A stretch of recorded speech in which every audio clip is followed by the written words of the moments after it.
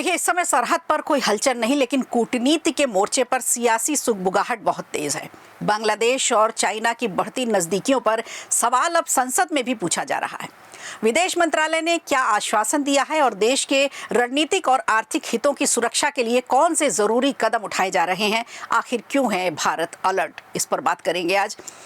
और आज की सबसे बड़ी खबर ये रही कि शिक्षा मंत्री धर्मेंद्र प्रधान का इस्तीफा हुआ। इतने दिनों से जो जंतर मंतर पर प्रदर्शन किया जा रहा था, उससे शिक्षा मंत्रालय की कुर्सी हिल गई और बैकफुट पर जाकर सरकार को प्रधान का इस्तीफा लेना पड़ा। और इस इस्तीफे के बाद सीजेपी का जश्न शुरू हुआ। आज आपको बताएंगे कि क्यों हुआ केंद्रीय शिक्षा मंत्री का इस्तीफा। बहुत से कारण हैं। और उत्तर प्रदेश से एक बार फिर मिट्टी में मिला देने की बात आई है।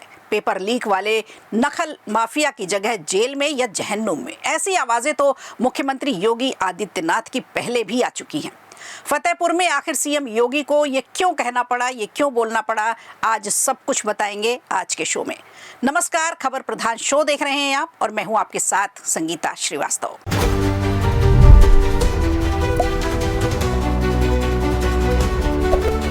इस समय बांग्लादेश और चाइना की बढ़ती दोस्ती पर अब भारत सरकार की नजर और निगरानी पैनी हो चली है। हर गतिविधि पर नजर है और देश के रणनीतिक हितों की सुरक्षा के लिए जरूरी कदम भी उठाए जा रहे हैं। इसी बीच संसद के मॉनसून सत्र में भी ये मुद्दा उठाया गया। सांसदों ने सरकार से सवाल किया कि क्या बांग्लादेश और चाइना की बढ़ती साझेदारी भारत के हितों को प्रभावित कर सकती है। इस पर विदेश मंत्रालय का भी जवाब आया।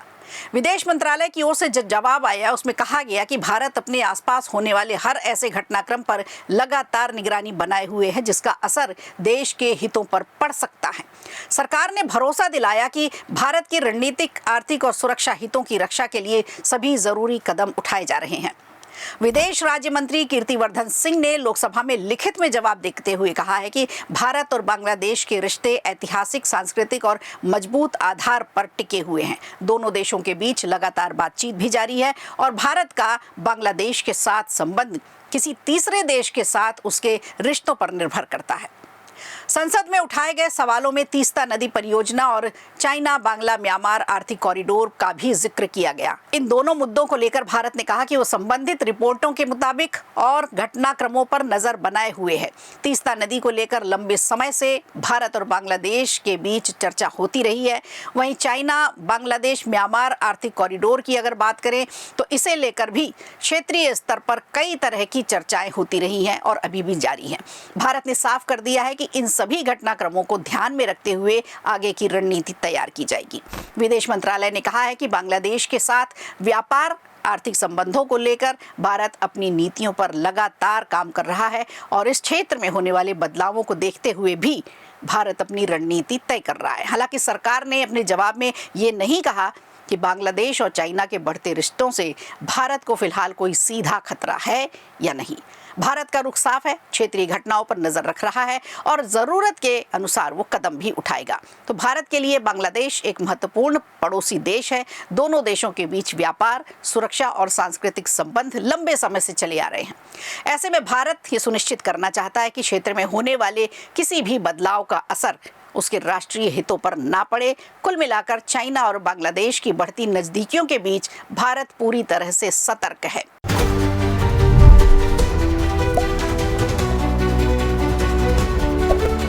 और 25 जुलाई को केंद्रीय शिक्षा मंत्री धर्मेंद्र प्रधान ने रेजिग्नेशन दे दिया है और उसके बाद जंतर मंतर पर कई दिनों से बैठे युवा और सीजेपी के समर्थकों में दोपहर बाद खुशी देखने को मिली। ढोल नगाड़ों की गूंज, आतिशबाजी और जीत का जश्न मनाता रहा सीजेपी के समर्थक। जीत को सेलिब्रेट कर रहे हैं। 25 जुलाई की दोपहर बाद एक ऐसी खबर आई कि जिसने बता दिया कि धर्मेंद्र प्रधान का इस्तीफा हो गया है। जंतर मंतर पर जश्न का माहौल जैसा बन गया। केंद्रीय मंत्रिपरिषद से इस्तीफा देने के बाद धर्मेंद्र प्रधान ने सोशल मीडिया पर एक लंबा संदेश साझा किया और प्रधानमंत्री नरेंद्र मोदी को अपना त्याग पत्र भेज दिया। अपने पत्र में उन्होंने लिखा कि वो पिछले 4 दशकों से भी ज्यादा समय से छात्रों, शिक्षकों और शिक्षा सुधारों के लिए काम कर रहे हैं। एक जरूरी बात उन्होंने लिखा कि मैं देश के युवाओं को कुचक्र में नहीं फंसने दूंगा। अब आते हैं कि इस बात पर कि धर्मेंद्र प्रधान का इस्तीफा आखिर क्यों हुआ। इस्तीफा मांगा गया था, वो हो गया, लेकिन क्यों हुआ, अब इस पर बात कर लेते हैं। तो शुक्रवार को सीजेपी की तरफ से सौरव दास और आशुतोष रांका केंद्र सरकार के मंत्री जेपी नड्डा और जितेंद्र सिंह से बातचीत के लिए पहुंचे थे। दोनों ने ये साफ कर दिया था कि प्रदर्शन तभी खत्म होगा जब धर्मेंद्र प्रधान का इस्तीफा होगा। इधर विपक्ष ने भी धर्मेंद्र प्रधान के खिलाफ मोर्चा खोल दिया। 10 जनपद के बाहर प्रेस कॉन्फ्रेंस करते हुए नेता प्रतिपक्ष राहुल गांधी ने कहा कि धर्मेंद्र प्रधान के इस्तीफे से कम कोई भी समझौता होगा नहीं। इधर संसद की कार्यवाही 20 जुलाई से शुरू हुई थी, लेकिन पिछले 5 दिनों में विपक्ष ने एक भी दिन सदन चलने नहीं दिया। धर्मेंद्र प्रधान के मसले पर राज्यसभा और लोकसभा दोनों में हर दिन हंगामा हुआ, संसद ठप रही। दिल्ली से ये विरोध प्रदर्शन देश के अलग अलग हिस्सों में फैल गया। बिहार में शनिवार को पटना, सीवान जैसे बड़े शहरों में बड़ा बवाल देखा गया। 22 राज्यों में इस समय बीजेपी की सरकार है। ऐसे में केंद्र सरकार कोई रिस्क लेने के मूड में बिल्कुल नहीं दिख रही और डैमेज कंट्रोल नहीं कर पाई, ये सबसे बड़ी बात रही। 3 मई को पेपर लीक होने के बाद से मसले को धर्मेंद्र प्रधान ठीक से संभाल नहीं पाए। शुरुआत में सरकार ने विरोध प्रदर्शन को शायद इग्नोर किया। बाद में जब बवाल बढ़ा तो खुद प्रधानमंत्री नरेंद्र मोदी को सामने आना पड़ा डैमेज कंट्रोल के लिए। मोदी ने सख्त कानून बनाने की घोषणा कर दी, फास्ट ट्रैक कोर्ट की बात की, उन्होंने वीडियो बनाकर छात्रों से अपील की। वहीं पूरे मामले में धर्मेंद्र प्रधान ने कभी भी कोई बयान नहीं दिया। इस पूरे बवाल में छात्रों से वो पूरी तरह से कट गए, जिसका खामियाजा उन्हें पद त्याग करके भुगतना पड़ रहा। मोदी कैबिनेट में यह पहली बार हुआ है जब किसी मंत्री को विरोध के बाद हटाया गया है। 12 साल में पहली बार धर्मेंद्र प्रधान का इस्तीफा हुआ। प्रधान के इस्तीफे का एक कारण उनका अड़ियल रवैया भी रहा। प्रधान को छात्र नेताओं से बात करनी चाहिए थी। बातचीत के जरिए पूरे विवाद को सुलझा दिया जाता तो शायद ये नौबत भी ना आती। 2024 में भी नीट का पेपर लीक हुआ था। उस वक्त भी धर्मेंद्र प्रधान ही शिक्षा मंत्री थे और ये कोई पहली बार नहीं है। कांग्रेस की सरकारों में भी पेपर लीक होता रहा, लेकिन इस बार अड़ियल रवैया सीजेपी की तरफ से भी अपनाया गया।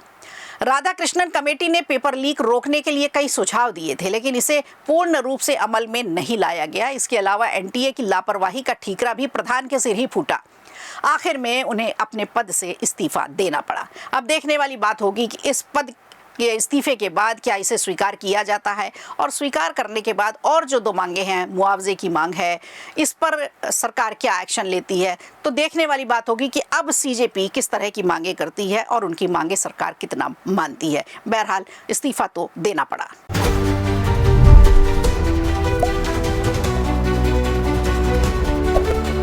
और आइए चलते हैं उत्तर प्रदेश, जहां मुख्यमंत्री योगी आदित्यनाथ ने फतेहपुर से ऐसा संदेश दिया है जिसने विपक्ष, विकास और पेपर लीक, साथ में राजनीति, तीनों को एक साथ चर्चा मिला दिया है।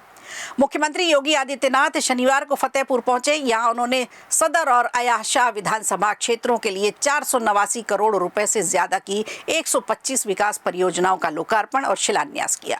उन्होंने समाजवादी पार्टी और कांग्रेस पर आरोप लगाया, पहले इन दलों के शासन में नकल माफिया चलता था, अपराधियों को संरक्षण मिलता था और अब बुलडोजर कार्रवाई होती है, सख्त कानूनों के जरिए ऐसे लोगों पर लगाम लगाई जाती है। मुख्यमंत्री ने कांग्रेस और समाजवादी पार्टी पर तीखा निशाना साधा। उन्होंने नकल माफिया की बात की। उन्होंने कहा कि नकल माफिया इन दलों की विरासत रहे हैं और अब उन्हें मिट्टी में मिला दिया जाएगा। पूरी की पूरी पीढ़ी के भरोसे के साथ खिलवाड़ किया था। आज जो समाजवादी पार्टी और कांग्रेस किस प्रकार की घड़ियाली आंसू बहाने का काम कर रही है। हम आभारी हैं प्रधानमंत्री मोदी जी के प्रति, जिन्होंने छात्रों के भविष्य को देखते हुए पिछले 3 दिनों के अंदर बड़े बड़े निर्णय लिए हैं। उन्होंने कहा था, प्रधानमंत्री मोदी जी ने घोषणा की और केंद्रीय कैबिनेट ने कल निर्णय लिया कि छात्रों के भविष्य के साथ खिलवाड़ करने वाले नकल माफिया को कम से कम 10 वर्ष की सजा और 10 करोड़ रुपए तक की फाइन की व्यवस्था करेगी। जो लोग छात्रों के भविष्य से खिलवाड़ करेंगे उनके लिए सिर्फ 2 ही जगह हैं, या तो जेल या जहन्नुम। सीएम योगी ने कहा कि प्रधानमंत्री नरेंद्र मोदी के नेतृत्व में केंद्र सरकार पेपर लीक और नकल माफिया के खिलाफ अब सख्त कानून ला रही है। नए कानून में दोषियों को कम से कम 10 साल की जेल और 10 करोड़ रुपए तक के जुर्माने का प्रावधान रखा गया है। उनका कहना है कि इससे परीक्षा प्रणाली में पारदर्शिता बढ़ेगी, छात्रों का भविष्य सुरक्षित होगा।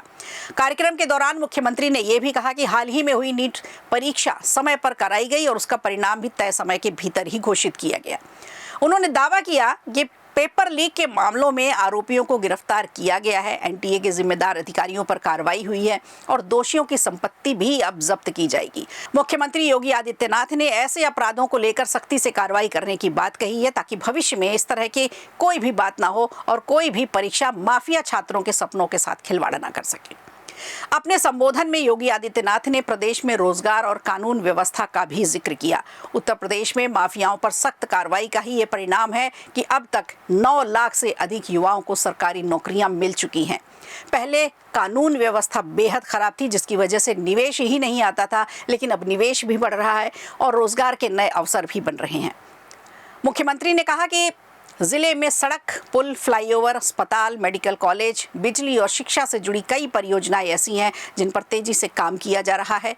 योजनाओं का भी उल्लेख किया उन्होंने, लगातार इनसे जिले को पहचान मिल रही है। कार्यक्रम में सीएम योगी ने कहा कि सरकारी योजनाओं के लाभार्थियों को आवास की चाबियां, स्वीकृति पत्र, आयुष्मान कार्ड, चेक और टूल किट भी वितरित किया जाता है। इनमें प्रधानमंत्री आवास योजना से लेकर तमाम राज्य सरकार की और केंद्र सरकार की योजनाओं का भी उन्होंने जिक्र किया।